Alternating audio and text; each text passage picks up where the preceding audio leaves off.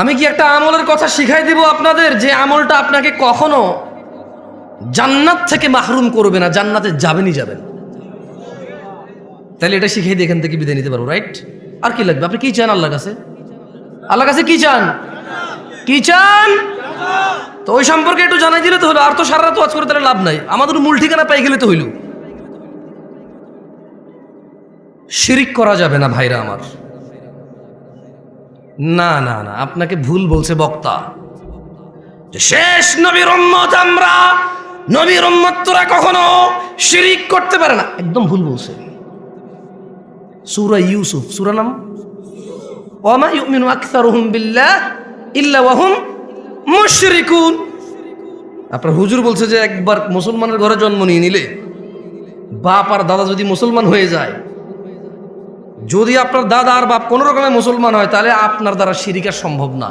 আপনার হুজুর বলছে, আমি বলছি এরকম মাইকে এসে, কেমন? ওইদিকে সূরা ইউসুফ কি আমাদের নবী মুহাম্মদের উপরে সাল্লাল্লাহু আলাইহি ওয়াসাল্লাম নাজিল হয়েছে নাকি অন্য নবীর উপরে?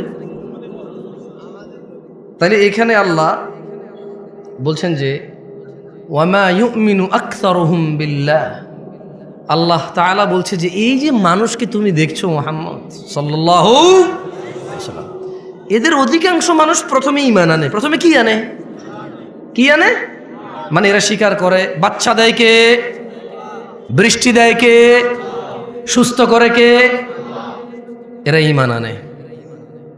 ইল্লা ওয়া হুম মুশরিকুন, তবে এদের যারা ঈমান আনে এদের অধিকাংশ 50%-এর উপর হলো মুশরিক, শিরিক করে। ওই কল্পনা থেকে বের হন যে আপনার বাপ দাদা মুসলমানের জন্য আপনার দ্বারা শিরিক হবে না, কেমন? ওটা থেকে বের হন। আর শুনেন, খালি যে মাজারে গিয়ে, মন্দিরে গিয়ে, তারপরে হচ্ছে কোনো মানুষের পায়ের নিচে, তারপর হচ্ছে কোনো নেতার নিচে, পয়সাওয়ালার নিচে, কোনো মহিলাকে পাওয়ার জন্য এভাবে করলে যে শিরিক হয় তা না। শুধু শিরিক এভাবে হয় না। জাবের রাদিয়াল্লাহু আনহু থেকে বর্ণিত, তিনি বলেন, কি বলেন? তিনি বলেন যে বাইনার রাজুলি ওয়া বাইনাশ শিরকি ওয়াল কুফরি তারকুস সালাহ, একজন ব্যক্তি শিরিক আর কুফরের মধ্যে পার্থক্য হচ্ছে নামাজ ছেড়ে দেওয়া।